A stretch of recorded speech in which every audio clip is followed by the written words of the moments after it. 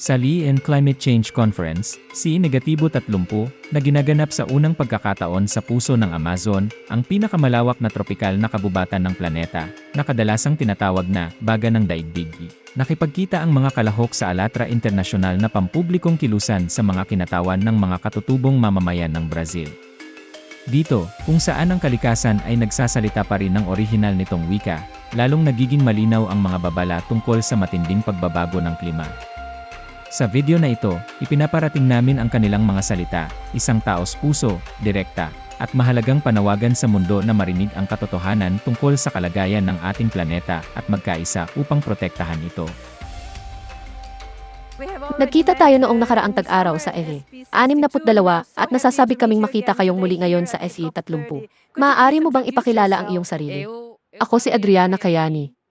Kinakatawan ko ang isang katutubong tao mula sa Hilagang Silangang Brazil, sa bayom ng Caatinga. Ang aking mga tao ay ang Sucro do Ururuba. Bahagi kami ng Ministeryo ng mga Gawaing Katutubo. Ako si Tupinamba, mula sa mga taong Tupinamba de Olivença. Nakatira ako sa Bahia, Brazil, sa isang katutubong nayon at nakikilahok ako sa isang programa ng federal na pamahalaan na tinatawag na Contar Katu, na pinagsasama-sama ang mga katutubong pinuno sa pandaigdigang patakaran. Sa katunayan, kinakatawan ko ang tinig ng aking mga tao. Itinataas ko ang isyu ng teritorial na demarkasyon bilang isang hakbang sa pagpapagaan at bilang isang usapin ng hustisya sa klima, dahil walang hustisya sa klima nang hindi tinatakdaan ang mga hangganan ng mga katutubong tao.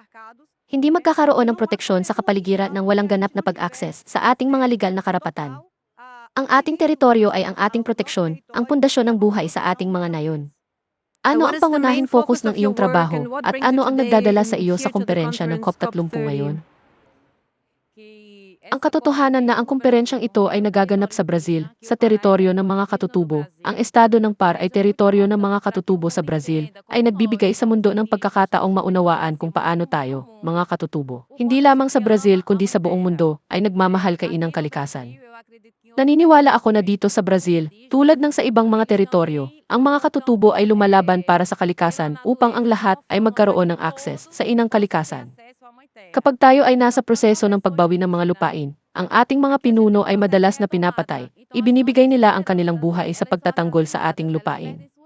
Lupang kinuha mula sa atin noong 1500. Para sa atin, ang lupain ay sagrado. Ito ang ating ina. Ang mga dagat at ilog ay ang ating inang tubig. Dahil salamat sa lupain, tayo ay mabubuhay. Nagbibigay ito sa atin ng pagkain. Nagbibigay ito sa atin ng tubig upang mapawi ang ating uhaw. Sa makatuwid, ang daigdig ay hindi lamang ang ating ina na nagpoprotekta sa atin at nagpapahintulot sa atin na patuloy na umiral dito, kundi pati na rin ang ating pinoprotektahan gamit ang ating buhay. Dahil kung ang daigdig ay mawawala ng pag-iral, tayo rin ay mawawala ng pag-iral. Napakalaki ng ating pagmamahal bilang mga katutubo para kay inang kalikasan. At naniniwala ako na ang sihi sa Brazil ay nagbibigay sa mundo ng pagkakataong mapagtanto na tayo, mga katutubo, ang maihawak ng susi sa pangangalaga ng buhay. Ibinabalik natin ang mga kagubatan at alam natin kung paano. Sa kabila ng pinsalang dulot ng kapitalismo, alam natin kung paano ibalik ang kalikasan. Maaari nating protektahan ang mundo dahil mahal natin ito at nauunawaan natin. Kung mamamatay ang mundo, mamamatay din tayo. Kung matutuyo ang mga ilog, hindi tayo mabubuhay, wala tayong tubig, at hindi makakatubo ang mga halaman. Sa makatuwid, mahalagang matutunan ang sangkatauhan na makita ang inang kalikasan sa pamamagitan ng mga mata ng mga katutubo. Siya ang ating ina. Ang federal na pamahalaan, kasama ang Ministeryo ng mga Gawaing Katutubo, Contar Katu, at ang Ministry ng Kapaligiran at Pagbabagi ng Klima ay nagsusumikap upang matiyak ang kauna-unahang malawakang pakikilahok ng mga katutubong mamamayan sa COP30, mahigit 3,000 katao, upang maiparating natin ang mga tinig ng ating mga mamamayan sa mundo. Ang bawat kinatawan ay isa sa 33 pandaigdigang leader na kumakatawan sa isang partikular na larangan, mitigasyon, adaptasyon, pagkawala at pinsala, hustisya sa klima, pagpopondo, at iba pa. Bukod sa iba pang mga bagay, iminungkahi ko ang pagsasaalang-alang sa teritorial na demarkasyon bilang parehong hakbang sa mitigasyon at isang isyu ng hustisya sa klima. At mahalagang bigyang diin na ang pagbabago ng klima ay hindi lamang isang isyu para sa mga katutubong mamamayan. Sa katunayan, ito ay may kinalaman sa ating lahat dahil lahat tayo ay may karapatan at responsibilidad na protektahan ang kapaligiran. Ano ang inaasahan mo sa COP30 conference na ito?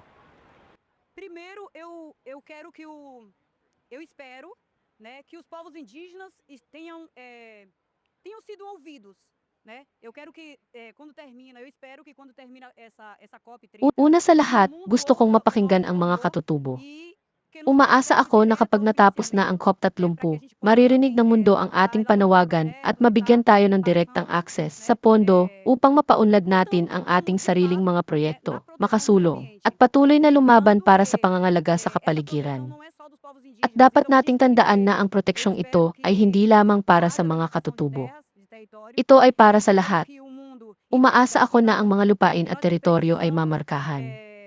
Umaasa ako na precisamos de proteção maunawaan ng ambiental mundo. e a Kailangan gente natin ng precisa pangangalaga de sa kapaligiran não at kailangan nating ihinto ang não pagmimina. extração de minerais. Kailangan A gente nating precisa ihinto que ang não haja pagkuha ng mais langis.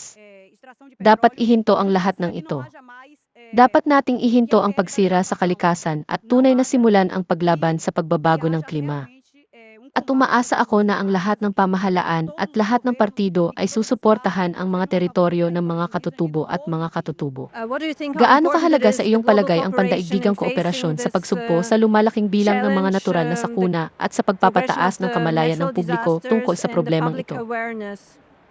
Então, os povos indígenas, Kilala ang eles mga são katutubo sa reconhecidos mais kanilang do que filhos, pagsasama-sama. são reconhecidos Pinahahalagahan pela união, tayo dahil sa ating pela parceria, pagkakaisa, pela junção, pakikipagsosyo, né, kakayahang pela magtulungan at socialização magkabalikat sa em pakikibaka luta de para uma sa causa, isang karaniwang de layunin, várias para sa causas. mga ibinahaging layunin. Então, assim, eu espero Kaya que o umaasa akong mundo entenda maunawaan ng mundo e na que kailangan possamos nating unir, magkaisa. né, unir todos Tanging de uma só sama-sama lamang voz, natin para que a gente tenha mabubuo uma ang tunay na parceria, né, de pakikipagsosyo, trabalho unido e makapagpapakita ng proteja o meio nagkakaisang prente, ambiente at de forma makapagtutulungan conjunta. upang protektahan ang kapaligiran. Obrigado. Maraming Thank you so salamat po. much.